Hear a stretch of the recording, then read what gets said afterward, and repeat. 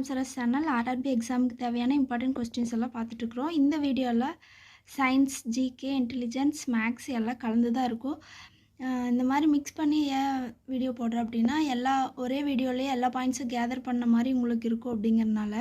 Suppose உங்களுக்கு தனித்தனியாக பார்த்தா தான் கன்வீனியண்ட்டாக இருக்குது அப்படின்னா அந்த மாதிரி வீடியோஸ் வேணுமா, இல்லை இந்த மாதிரி மிக்ஸ் பண்ண பாயிண்ட்ஸ் இருக்கக்கூடிய ஒரே வீடியோவாக வேணுமா, இல்லை மேக்ஸ் தனியாக சயின்ஸ் தனியாக வேணுமாங்கிறத நீங்கள் கமெண்ட் பாக்ஸில் சொல்லுங்கள். அந்த மாதிரி வீடியோஸை தொடர்ந்து கன்டினியூவாக போட்டுக்கலாம்.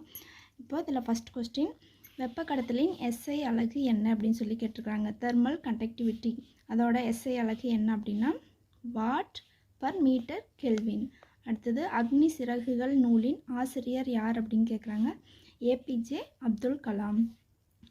ஏபிஜே அப்துல் கலாமும் அவரோட ஃப்ரெண்ட் அருண் திவாரியும் சேர்ந்து இங்கிலீஷில் தான் ஆட்டோபயோகிராஃபி சுயசரிதை எழுதினார். ஆனால் அதை தமிழில் மொழிபெயர்த்தவர் யார் அப்படின்னா சிவலிங்கம் அப்படிங்கிறவர் தான் தமிழில் மொழிபெயர்த்தார். ஏபிஜே அப்துல் கலாம் இங்கிலீஷில் தான் எழுதியிருந்தார், அதை தமிழில் மொழிபெயர்த்தவர் சிவலிங்கம். எப்போ பப்ளிஷ் ஆச்சு அப்படின்னா 1999. நெக்ஸ்ட், இந்தியாவில் உச்சநீதிமன்றம் உருவாக்கப்பட்ட ஆண்டு எப்பொழுது அப்படின்னா 1950 ஜனவரி 26 நியூ டெல்லியில் உச்சநீதிமன்றம் குடியரசு தினத்தன்னைக்கு தொடங்கினாங்க. அதோட ஃபஸ்ட்டு சிட்டிங் எப்போ அப்படின்னா ஜனவரி 28, 1950. நெக்ஸ்ட்டு, நுரையீரலில் இருந்து அதிகளவு ஆக்சிஜன் கொண்ட இரத்தமானது எங்கு எடுத்து செல்லப்படுகிறது அப்படின்னா இதயத்தின் இடது ஆரிக்கிலுக்கு எடுத்து செல்லப்படுகிறது. நெக்ஸ்ட், பூமியில் காணப்படும் மொத்த நீரில் நன்னீராக கிடைப்பது எத்தனை சதவீதம்? 2.5%. அதில் 2.5% போக 97.5% உப்பு நீராகத்தான் இருக்கும். அந்த 2.5%ல் 0.26% மட்டும்தான் ஆறு, ஏரி, நீர்நிலைகளில் நம்மளால் பயன்படுத்தக்கூடிய நீராக இருக்குது. மீதி எல்லாமே பனிக்கட்டியாகத்தான் இருக்குது. ஆர்டிக், அண்டார்டிகா அந்த மாதிரி இடத்துல இருக்கக்கூடிய பனிக்கட்டியாக தான் இருக்குது. நெக்ஸ்ட், ஒரு குடும்பத்தில் ஒரு குடும்பத் தலைவர், அவரது மனைவி, அவர்களின் 4 மகன்கள் மற்றும் அவர்களின் மனைவிகள் உள்ளனர். குடும்பத்தில் உள்ள ஒவ்வொரு மகன்களுக்கும் 2 மகன்கள் மற்றும் 1 மகள் உள்ளனர் எனில் அக்குடும்பத்தில் உள்ள மொத்த பெண் உறுப்பினர்களின் எண்ணிக்கை கண்டறிய. ஒரு குடும்பத்தில் ஒரு குடும்பத் தலைவர், அவருக்கு ஒரு மனைவி, அங்கே ஒரு பெண் இருக்கிறாங்க. கொஸ்டினில் பெண் உறுப்பினர்கள் மட்டும்தான் கேட்குறாங்க. மொத்த பெண் உறுப்பினர்கள் எவ்வளோ அப்படின்னு தான் கேட்குறாங்க. அதில் அவர் குடும்பத் தலைவரோட மனைவி அம்மா, அவங்க ஒருத்தர், அவங்களுக்கு 4 பசங்க.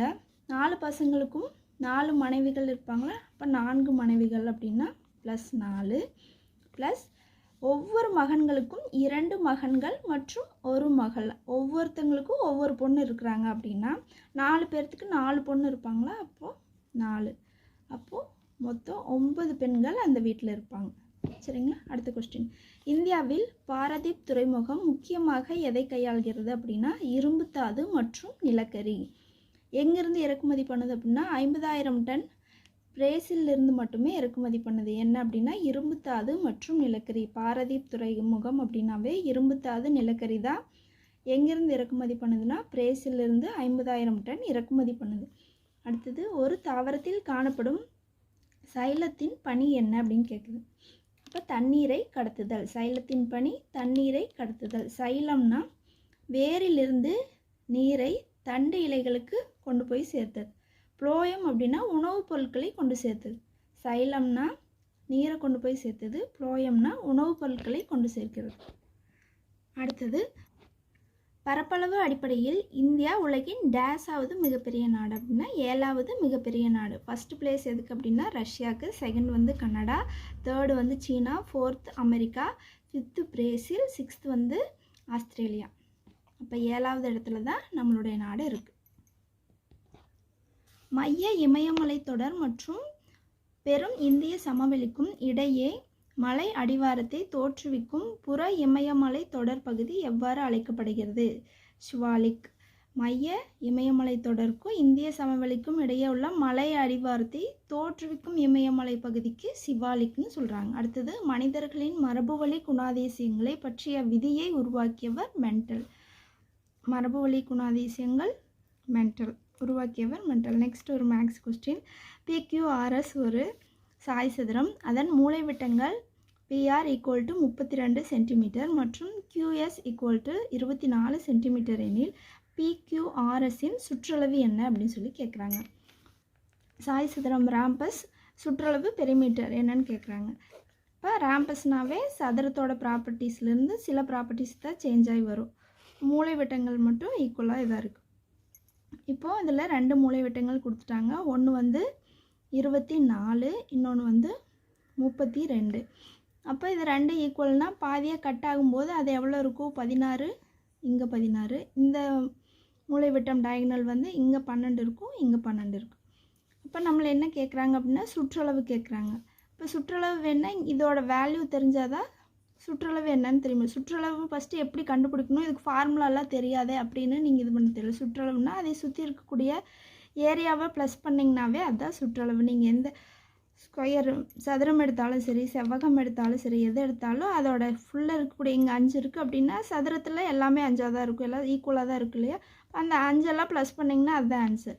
அதே மாதிரி இதில் நீளம் அகலம் இருக்கும் இல்லையா?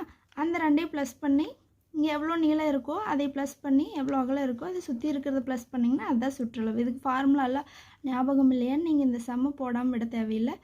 ஈஸி தான். சுற்றளவுனாவே சுற்றி இருக்கிறத ப்ளஸ் பண்ணி போட்டுருங்க, அவ்வளோதான். இப்போ நம்மளுக்கு சுற்றி இருக்கிறது நம்மளுக்கு என்னென்ன வேல்யூ தெரியாது அப்படிங்கிறனால இந்த வேல்யூ கண்டுபிடிச்சிட்டு அப்புறம் சுற்றி இருக்கிறத நம்ம ப்ளஸ் பண்ண போகிறோம். இப்போ இந்த மூலை வட்டத்தை இப்படி பிரித்து எழுதிட்டோம். இப்படி பிரித்து எழுதும்போது இந்த இடத்துல இது செங்கோணம் முக்கோணமாக பர்பண்டிகுலராக வருமா? அப்போது பர்பண்டிகுலர்னாவே நாம் ஒரு தேற்றம் படிச்சிருப்போம், பிதாகரஸ் தேற்றம். அப்போ ஆப்போசிட் ஒரு ஃபார்முலா நம்மளுக்கு எப்பவுமே நம்ம AC square equal to AB square plus BC square, அந்த ஃபார்முலாவை இங்கே யூஸ் பண்ண போகிறோம். இப்போ நம்மளுக்கு இந்த ஏரியாவும் தெரியும், இதுவும் தெரியும், 2 சைடும் தெரியும். இப்போது நம்மளுக்கு இந்த ஹைபாட்டன்யூஸ் கர்ணம் மட்டும் தெரியணும், அதுக்காக இது யூஸ் பண்ணுறோம். அப்போ ஏசி ஸ்கொயர் ஈக்குவல் டு இந்த ஏரியா 24 ஸ்கொயர். சரி, இதுதான் 24 தான் நம்ம பிரிச்சுருக்குறோம் இல்லையா? 12 12ன்னு. அப்போது இதோட வேல்யூ 12 ஸ்கொயர். அடுத்தது ப்ளஸ் இது வந்து 32 எப்படி பிரிச்சுருக்குறோம்? இந்த சென்டர் பாயிண்ட் இருக்கிறதுனால 16ன்னு பிரிச்சுருக்குறோம். அப்போ 16 ஸ்கொயர். மூலை வட்டங்களில் 2 பாயிண்ட்டும் சரியாக கட் பண்ணுறதுனால தான் இங்கே 24 12 12ன்னு பிரிச்சுருக்குறோம், இங்கே 32 16 16ன்னு பிரிச்சுருக்குறோம். அப்போ நம்ம இந்த இது மட்டும்தான் எடுத்துக்கிறோம். ஏதோ ஒரு ஏரியா கண்டுபிடிச்சா போதும், அதே வேல்யூ தான் எல்லா பக்கம் இருக்கும். இப்போ இதில் இங்கே 12, இங்கே 16, இந்த ஸ்கொயர் பண்ணால் இங்கே இந்த இதோட வேல்யூ கிடச்சிரும். இப்போ 12 ஸ்கொயர்னால் 144, 16 ஸ்கொயர்னால் 256, 2ஐயும் ப்ளஸ் பண்ணிங்கன்னா 400. அப்போ ஏசி ஸ்கொயர் 400. நான் ஏசி எவ்வளோ வரும்? 20 20 400. அப்போ 20 தான் இந்த பக்கத்தோட வேல்யூ. ஒரு பக்கம் 20. நான் இங்கேயும் சாய் சதுரத்தில் எல்லா பக்கம் ஈக்குவலாக இருக்கும். அப்போ இங்கே 20, இங்கே 20, இங்கே 20. அப்போ 4 20, ஆன்சர் 80. இதுக்கு ஃபார்முலா தான் தெரியணுங்கிற அவசியம் இல்லை. சுற்றளவுனாவே சுற்றி இருக்கிறத ப்ளஸ் பண்ணி போட்டுருங்க, அவ்வளோதான். இங்கே எக்ஸ்ட்ரா நாம் என்ன தெரிஞ்சிருக்கிறோம் என்ன பண்ணியிருக்கிறோம் அப்படின்னா, இங்கே மூலை வட்டம் மட்டும் கொடுத்ததுனால அந்த பாயிண்ட் மட்டும் நாம் எடுத்துட்டோம், 2ஆக ஸ்ப்ளிட் பண்ணி எடுத்துட்டோம். அதாவது 32னா 16 16, 12 12 24 அந்த ஸ்ப்ளிட் பண்ணிட்டோம். இந்த 2 பக்கம் கிடச்சிருச்சு.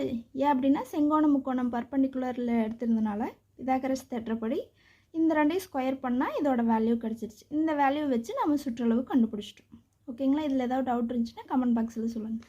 நெக்ஸ்ட்டு அடுத்த கொஸ்டின், ஒவ்வொரு சிறுநீரகத்திலும் காணப்படும் அதிக எண்ணிக்கையிலான வடிகட்டும் அமைப்புகள் எவ்வாறு அழைக்கப்படுகின்றன அப்படின்னு கேட்குறாங்க. அதுக்கு ஆன்சர் நெப்ரான்கள். நெப்ரான்கள்லேயே குளோமருலஸ் அப்படிங்கிறது இருக்கும். அது வந்து என்ன பண்ணும் அப்படின்னா ரத்தத்தை வந்து வடிகட்டிட்டு தேவையில்லாத மாசுக்களை வந்து வெளியே அனுப்புறது அதோட வேலை. அப்போ சிறுநீரகத்தில் உள்ள வடிகட்டும் அமைப்பு அப்படின்னாவே நெப்ரான்கள். நெப்ரான்களுக்குள்ளே என்ன இருக்குது அப்படின்னா குளோமருலஸ். நெக்ஸ்ட்டு பஞ்சாயத்து ராஜ் பற்றி ஆராய்வதற்காக எல்எம் சிங்வி குழு அமைக்கப்பட்ட வருடம் 1986. அப்போ யாரோட அரசு இருந்துச்சு அப்படின்னா ராஜீவ் காந்தி அரசு அப்போ நடந்துட்டு இருந்துச்சு. இந்த எல்எம் சிங்வி குழு வந்து என்ன ஃபைனலாக சொன்னாங்க அப்படின்னா கிராம சபை தான் மக்களாட்சியின் அடிப்படை அப்படிங்கிறத சொன்னாங்க. கிராம சபை தான் மக்களாட்சியின் அடிப்படை அப்படிங்கிறத அவங்க ஃபைனலாக சொன்ன டிசிஷன். அடுத்தது ராஜ்யசபா உறுப்பினர்களின் பதவிக்காலம் எவ்வளோ அப்படின்னா 6 வருடம். இதிலேயே 2 வருடத்திற்கு ஒரு முறை 1/3 மடங்கு உறுப்பினர்கள் ஓய்வெடுத்துக்குவாங்க. 2 வருடத்திற்கு ஒரு முறை 1/3 பங்கு உறுப்பினர்கள் ஓய்வெடுத்துக்கொள்வார்கள். அடுத்தது கொஸ்டின் மேக்ஸ் 201 208 215 222 அப் டு 369 என்ற தொடரில் காணப்படும் உறுப்புகளின் எண்ணிக்கை எவ்வளோன்னு கேட்டிருக்கிறாங்க. அப்போது உறுப்புகள் இந்த மாதிரி சீரீஸ் கொடுத்துட்டாங்கன்னா Tn equal to a plus n minus 1 into d. as usual எல்லாருக்கும் தெரிஞ்ச ஃபார்முலா தான் 10th படிச்சிருப்பாங்க. அதே சேம் தான். tn அப்படிங்கிறது லாஸ்ட் டேர்ம், ஏங்கிறது ஃபஸ்ட்டு டேர்ம், என்னங்கிறது எத்தனாவது டேர்ம் அப்படிங்கிறது. அதாவது tnங்கிறது அதோட வேல்யூ, ஏங்கிறது ஃபஸ்ட் வேல்யூ, tnங்கிறது லாஸ்ட்டோட வேல்யூ, என்னங்கிறது எத்தனாவது உறுப்பு, ஒரு 12வது உறுப்பா 13வது உறுப்பா அந்த மாதிரி அந்த நம்பரை இங்கே போடுறோம். அவங்க அதுதான் கேட்குறாங்க, உறுப்புகளின் எண்ணிக்கை n தான் கேட்குறாங்க, என்னோட வேல்யூ தான் என்னன்னு கேட்குறாங்க. டிங்கிறது டிஃப்ரென்ஸ். இப்போது tnங்கிறது கடைசி உறுப்போட வேல்யூவா, அது வந்து 369. ஏங்கிறது வந்து ஃபஸ்ட்டு உறுப்போட வேல்யூ, அப்போ 201 ப்ளஸ் என்னங்கிறது தான் நம்ம கண்டுபிடிக்கணும். டிஃப்ரென்ஸ் எவ்வளோன்னு பாருங்கள், 208லேருந்து 201 போனால் 7. டிஃப்ரென்ஸுங்கிறது எல்லாமே ஈக்குவலாக தான் வரணும். அதே மாதிரி 15லேருந்து 8 போனால் 7, எல்லாம் ஓகே. அப்போ இது கூட்டுத்தொடர் tn ஈக்குவல் டு இந்த ஃபார்முலா, அப்போது 7. அப்போ இதில் 369 இந்த சைடு ப்ளஸ்ஸாக இருக்கிற டேர்ம் இந்த சைடு வந்துச்சுன்னா என்ன ஆகுனா மைனஸ் ஆயிரும். அப்போ 201 equal to n minus 1 into 7.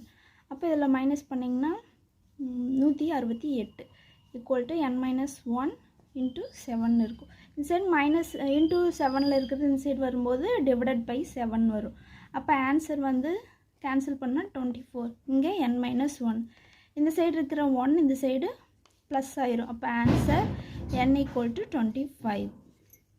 Video உங்களுக்கு யூஸ்ஃபுல்லாக இருந்தால் சேனலை சப்ஸ்கிரைப் பண்ணிக்கோங்க. ஆல்ரெடி சப்ஸ்கிரைப் பண்ணியிருக்கிற என்னோடய டியர்ஸ்க்கு ரொம்ப நன்றி. இந்த கொஸ்டின்ஸில் ஏதாவது டவுட் இருக்குது அப்படின்னா கமெண்ட் பாக்ஸில் சொல்லுங்கள். இந்த மாதிரி நல்ல வீடியோஸ் பார்த்து நீங்கள் சீக்கிரமாக போஸ்டிங் வாங்க என்னோடய வாழ்த்துக்கள். Thank you so much. பாய்.